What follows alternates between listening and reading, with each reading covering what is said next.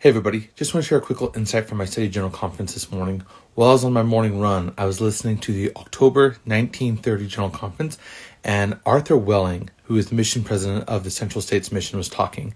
And he was talking about the fact that people had started to notice that the church's fruits were good, and that this has been done in conjunction with a lot of the church efforts, and as well as efforts by James Moyle to start broadcasting missionary messages over the radio. And he goes, now, I want you to be very careful.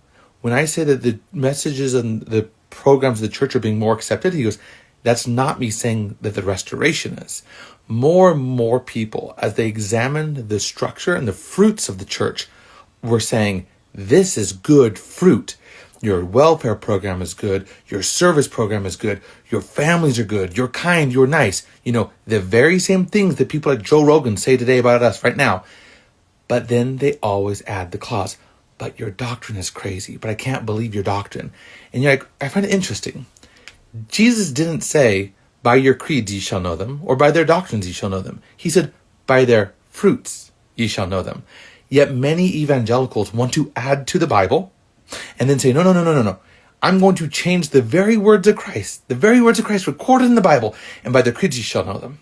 And that's why you have so many people who can look at the church and say, you do more welfare, you do more service, you have amazing families, you have big families, you're pro-life, you're pro-constitution, you're pro-freedom, you're pro-America, you're patriotic no matter what country you live in.